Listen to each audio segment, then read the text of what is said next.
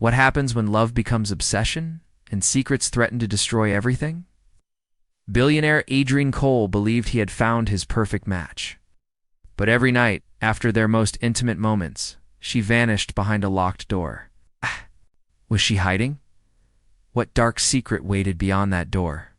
Hello, beautiful souls. Tonight's story will take you on a journey where hearts are tested and destinies collide. Let's begin.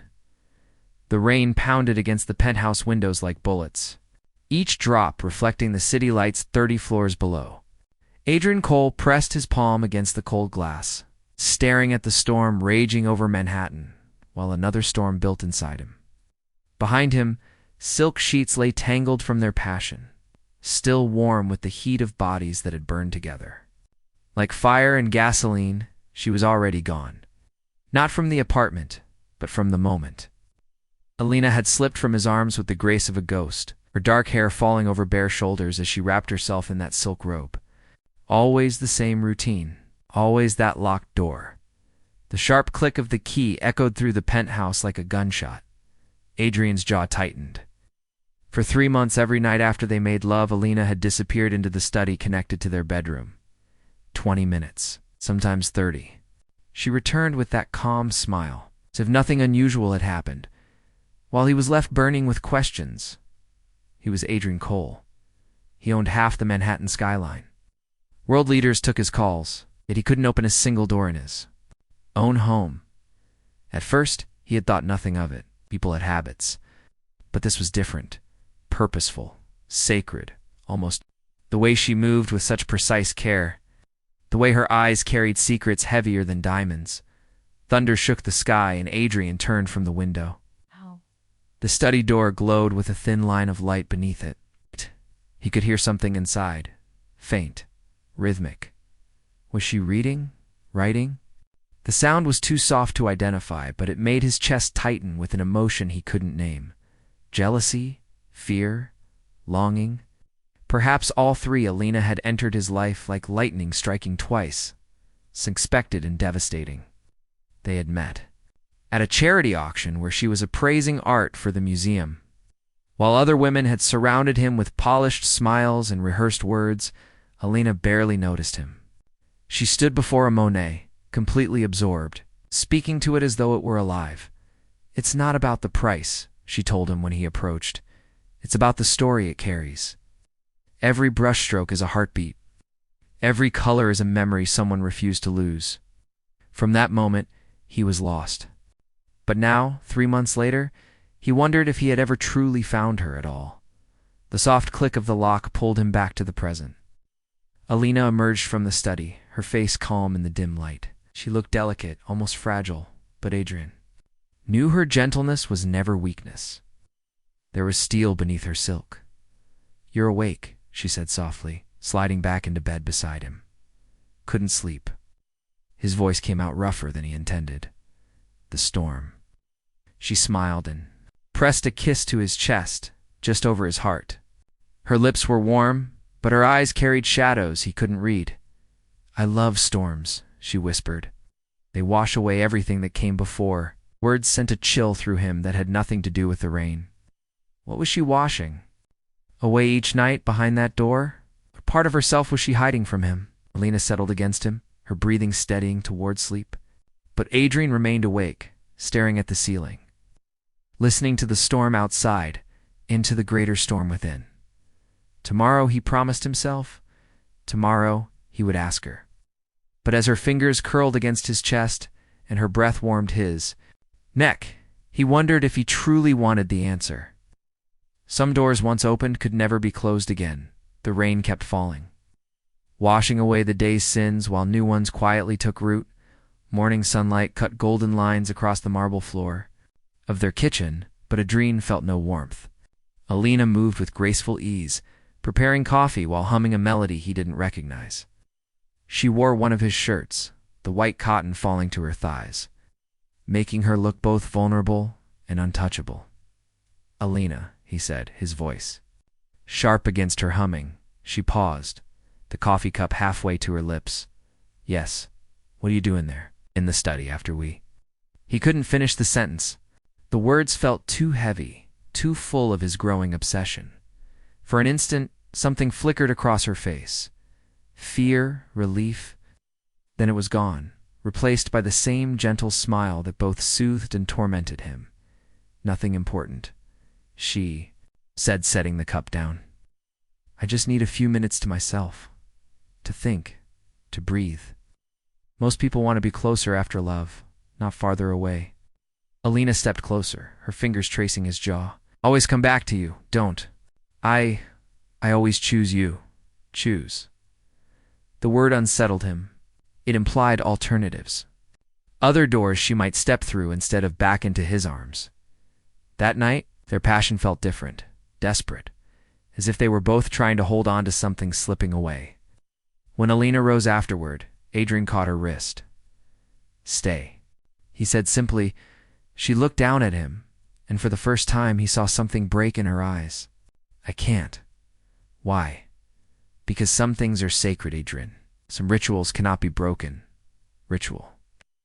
The word struck him like a blow. This was not habit, not quirk. This was deeper, something more important than his need for closeness. She slipped free of his grasp and vanished behind the door. This time, he didn't just lie there. He rose silently, pressing his ear to the wood. At first nothing, then paper rustling, the faint scratch of a pen. And then her voice, so quiet, he almost missed it. I'm sorry, she whispered. I'm so sorry, but I can't stop. I can't let go. Adrien's blood turned cold. Who was she speaking to? When she returned, her eyes were rimmed with red. Though she tried to hide it, she slid into bed and pressed herself against him, searching for warmth or forgiveness. Bad dream? He asked softly, something like that. He held her tighter, but it felt like trying to hold smoke. No matter how firmly he clutched her, she slipped away. The next day, Adrien stood outside the study while she worked late at the museum. The door was unlocked. His hand trembled on the handle. One push, and every question would be answered. One push, and either his fears would be confirmed or his love saved, but he froze. Because if Elena's secret could destroy them, opening that door wouldn't save their love. It would end it. The sound of the elevator broke his thoughts. Elena's voice drifted down the hall, speaking into her phone in that soft musical tone that had first caught his heart. No, I understand the risks, she said. But some things are worth the danger. Some people are worth protecting even from the truth. She turned the corner and froze when she saw him standing by the study. Adrien, she breathed. You're home early. Meeting was canceled. He studied her carefully, searching for cracks in her composure. Everything all right? Of course. But her fingers trembled as she ended the call. Just work stress. They stared at each other across the hallway. The distance was only a few feet, yet it felt like an ocean. The study door between them held more than just a lock. I love you, Alina whispered suddenly, the words tumbling. Out like a confession. I love you too, he replied. But even as he said it, he wondered, was he speaking to the woman he adored, or to the stranger who vanished each night behind that door? That night, as they prepared for bed, the tension was sharp. They moved carefully, like dancers who had forgotten their steps. When they came together, it felt like goodbye. The key felt heavier than it should have in Adrien's palm. He'd found it in Elena's jewelry box while she showered, hidden beneath a velvet compartment he'd never noticed before. It was old brass, with intricate engravings that seemed to writhe. In the lamplight, like tiny serpents, Elena's voice drifted from the bathroom, humming that same haunting melody that had begun to invade his dreams. In 20 minutes, she would emerge, and they would make love, and she would disappear behind that door again. But tonight would be different. Tonight he would follow. His phone buzzed, a text from his private investigator, the one he'd hired. 3 days ago, in a moment of desperate weakness, found something. We need to talk. Not over the phone. Adrien's hand shook as he slipped the key back into the jewelry box. Whatever Elena was hiding, others knew about it too. The walls of their perfect world were crumbling, and he was no longer sure he wanted to see what lay beneath. Elena emerged from the bathroom in a cloud of steam and jasmine perfume, her dark hair wet against her shoulders. She was beautiful.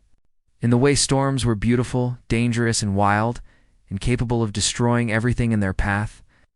"You look troubled," she said, moving to her vanity. In the mirror, her eyes met his, and he saw fear there. "Just work," he lied. She nodded, but her hand stilled on her hairbrush. "Adrien, if I asked you to trust me, completely and without question, would you?" The question hung between them like a blade. "It depends on what you're asking me to trust you with." "Everything," she whispered. "My love for you is real. Whatever else you might think, whatever you might discover, remember that. I chose you. I choose you every day."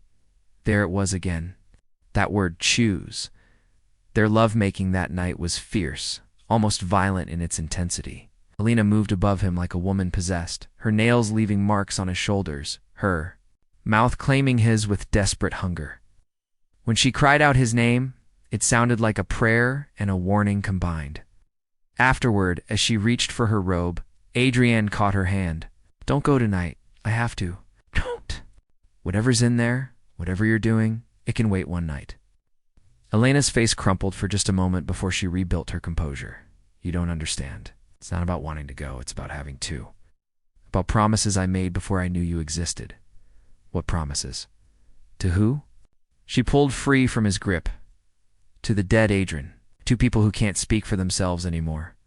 Before he could respond, she was gone, the silk robe flowing behind her like water. The lock clicked with finality. But this time, Adrien was ready. He waited 5 minutes, then slipped on his robe and moved to the door. The key slid into the lock like it belonged there, turning with barely a whisper. His heart hammered against his ribs as he pushed the door open just enough to see inside. The study was transformed. Candles flickered on every surface, casting dancing shadows on the walls. The familiar desk and bookshelves were there, but they seemed different in the golden light, older somehow, more sacred. Alina knelt on the floor in the center of the room, no longer wearing her robe. Her bare back was turned to him, and he could see something he'd never noticed before, a tattoo that covered her entire spine. Intricate symbols that seemed to move in the candlelight. Before her, spread across the Persian rug, were photographs. Dozens of them. And papers covered in what looked like names and dates. She held a red pen in her hand, and as Adrien watched, she crossed out one of the names with careful precision. "Marcus Delacroix," she said softly to the photograph in her other hand. "It's done. You can rest now." Adrien's blood turned to ice as he recognized the name. Marcus Delacroix, the pharmaceutical executive who had died in a car accident 3 weeks ago. The same Marcus Delacroix, whose company had been one of his biggest competitors. Lena set down the photograph and picked up another. This face Adrien recognized to Jonathan Reed, the senator who had opposed several of Adrien's development projects. Reed had died of a heart attack just last month. "Sleep well, Jonathan," Elena whispered, crossing his name off her list. "Scenes are paid for." The room spun around Adrien. He gripped the doorframe, his mind reeling as the impossible truth crashed over him like a tidal wave. Elena wasn't just keeping secrets. She was a killer, and she was working her way through a list of names. His name was probably on that list. As if sensing his presence, Elena turned. Her eyes, which had always held such warmth when she looked at him, now glowed with something ancient and terrible in the candlelight. "Hello, my love," she said calmly, as if they were meeting for dinner instead of him discovering her dark ritual. "I was wondering when you'd finally look behind the door." She rose gracefully, unashamed of her nakedness, unashamed of the photographs scattered around her like fallen leaves.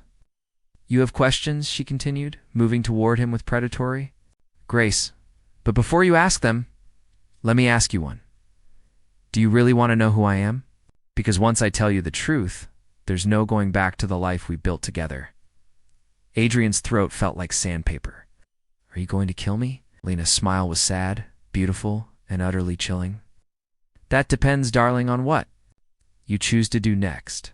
Sit down, Adrien." Elena's voice was steady, but her hands trembled slightly as she pulled on her robe. The candles cast shifting shadows across her face, making her look like a stranger.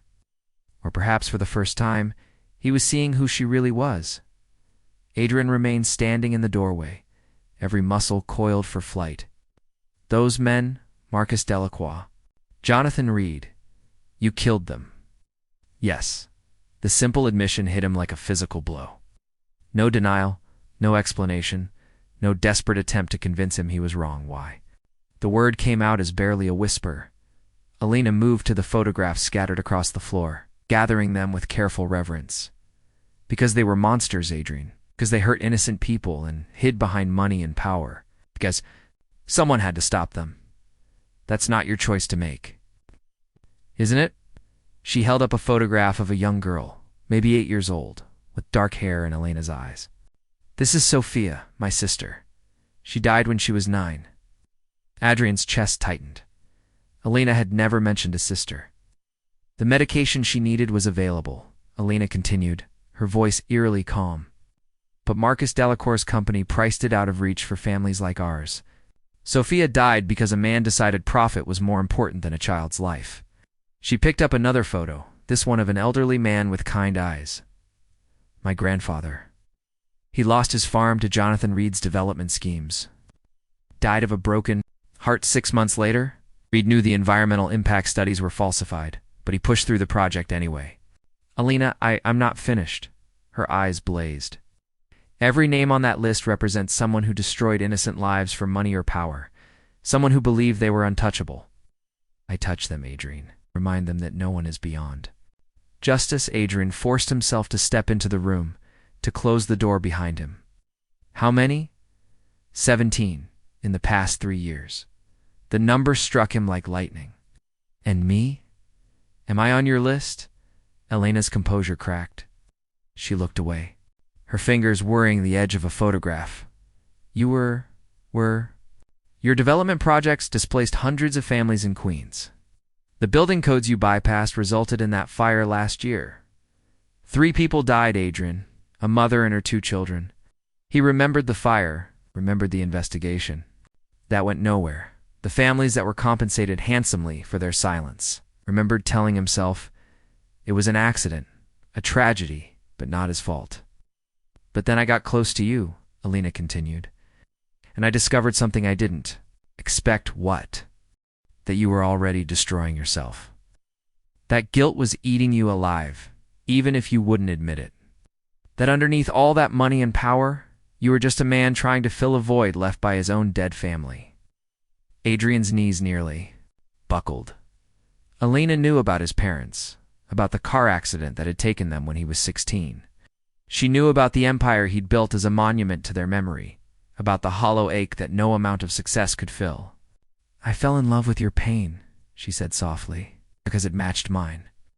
And I realized that killing you wouldn't bring justice. It would just create more emptiness in the world. So you decided to save me instead? I decided to love you. There's a difference. They stared at each other across the room, 2 broken souls who had found each other in the darkness.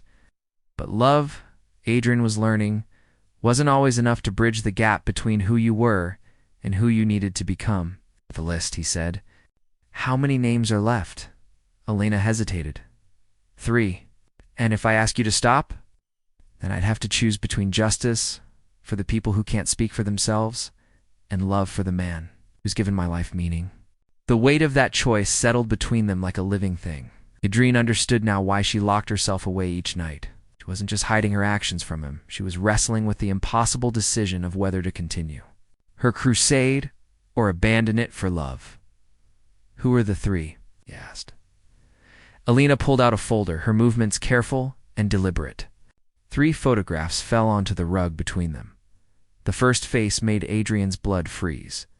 Charles Morrison, his business partner and oldest friend. The man who had stood beside him through every deal, every triumph, every moment of doubt. Charles. Adrien's voice cracked. What did Charles do? Human trafficking? He's been using your shipping routes to move girls from Eastern Europe. Young girls, Adrien. Some as young as 12. The room tilted. Adrien gripped the edge of the desk to stay upright. That's impossible. Charles wouldn't check your shipping.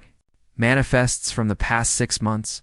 Look at the containers that go through customs with his signature. Check the destinations that don't match the supposed cargo. The second photograph was of Senator Patricia Walsh, a woman Adrien had donated to for years.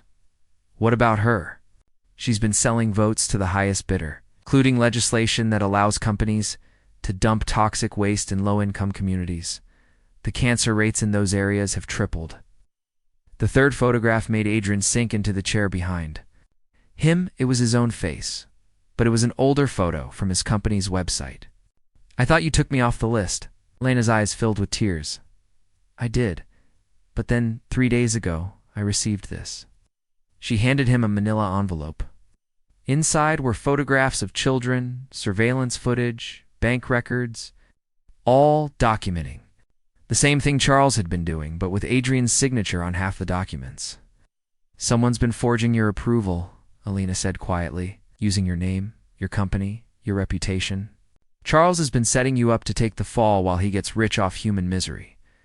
Adrien stared at the evidence, his world crumbling around him. His best friend had not only betrayed him, but had made him complicit in horrors he couldn't even fully comprehend. What do you need me to do? He asked finally. I need you to choose, Dream. Help me stop them and become the man I fell in love with, or walk away and let monsters continue to destroy innocent lives. She moved to him, kneeling beside his chair, her hands covering his. But if you choose to help me, she whispered, there's no going back. You'll become what I am. And I need you to understand that once you cross that line, you can never uncross it. Adrien looked down at her, this beautiful, deadly woman who had shown him truths he'd spent years avoiding. In her eyes, he saw his own reflection broken. Guilty. Desperate for redemption. If I help you, he said slowly, what happens to us? I don't know, she admitted. Maybe we save each other. Maybe we destroy each other. But at least we'll do it together. Outside, thunder rumbled in the distance, promising another storm. Inside, Adrien faced the most important choice of his life. 3 weeks later, Adrien stood in his office overlooking Manhattan, watching the FBI escort Charles Morrison from the building in handcuffs. The evidence Elena had helped him gather was overwhelming. Shipping manifests, bank transfers, communication, records. Charles had built an empire of human misery using Adrien's company as cover. The news would break within the hour. Charles Morrison, respected businessman and philanthropist, arrested for human trafficking. The story would consume the headlines for weeks. What the headlines wouldn't mention was how Charles had died in his cell 3 days later. Heart attack, the coroner would rule. Stress from the charges. No one would question why a healthy 45-year-old man's heart simply stopped beating. No one except Adrien. It's done, Elena said, entering his office with 2 cups of coffee. She moved differently now that her secrets were exposed more freely, but somehow sadder, as if the weight of hiding had been replaced by the weight of being truly known. Patricia Walsh, he asked. Car accident yesterday. Brake failure on a mountain road. Elena set his coffee on the desk. The investigations into her vote selling will die with her. But the legislation she pushed through is already being reversed. Adrien nodded, surprised by how little he felt. 3 weeks ago, the thought of Elena killing anyone would have horrified him. Now, after seeing the photographs of the children Charles had trafficked, after reading the medical reports from the communities Patricia had poisoned, he felt only a hollow sense of justice. And us? He asked, turning to face her. What happens now? Lena moved to the window, looking out at the city where they'd both committed sins and sought redemption. I don't know. You've seen who I really am. You've helped me become more of what I already was. I'm not sure there's a path back to who we were before. She was right. The man who had fallen in love with a mysterious art curator 3 months ago was gone, replaced by someone who could watch his best friend die and feel nothing but relief that no more children would suffer. Do you regret it? Lena asked softly. Adrien considered the question. Did he regret learning the truth about Charles? About Patricia Walsh? About Elena?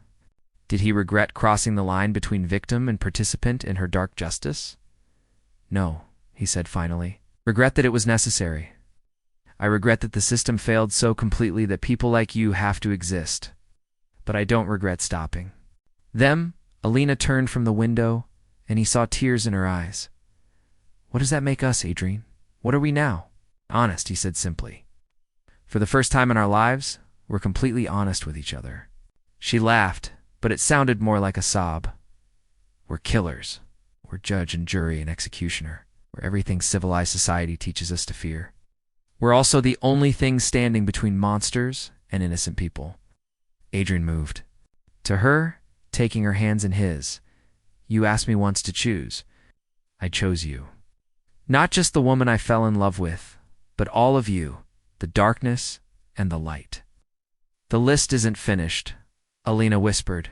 "There are others. There will always be others. I know. If we do this, if we continue, there's no normal life. There's no peaceful retirement. No growing old together on some quiet beach. I know that too." Alina searched his eyes, looking for doubt, for fear, for regret. She found none of those things, but she found something else that made her breath catch. "You're not afraid of me anymore?" "No," he admitted. "I'm afraid of what I'm becoming, but I'm not afraid of you." She kissed him then, and it tasted like goodbye to their old life and hello to whatever came next. Oh. When they broke apart, she rested her forehead against his. "There's something else," she said quietly. "Something I haven't told you." "What?" "I'm not alone in this. There are others like me, like us now. People who've lost someone to monsters who hide behind money and power. We have an organization, resources, support." Adrien felt something shift in his chest. Not fear, but anticipation. "How many?" "Enough. We call ourselves the Forgotten. We speak for those who can't speak for themselves. And now," Elena smiled, and for the first time since he discovered her secret, it was a smile without shadows. "Now, you're one of us, if you want to be." Adrien looked out at the city sprawling below them, at the millions of people living their lives, unaware of the predators that moved among them, unaware of the guardians who hunted those predators in the dark. "What's our next case?" he asked. Elena pulled out a file from her briefcase. Inside was a photograph of a man in an expensive suit smiling at a charity gala. It's the kind of smile that didn't reach his eyes. Richard Hale. He runs foster care systems in 6 states. The children in his care have a disturbing tendency to disappear. Adrien took the file, studying the man's face, committing it to memory. "When do we start?" "Tonight. After we make love, I'll disappear into the study.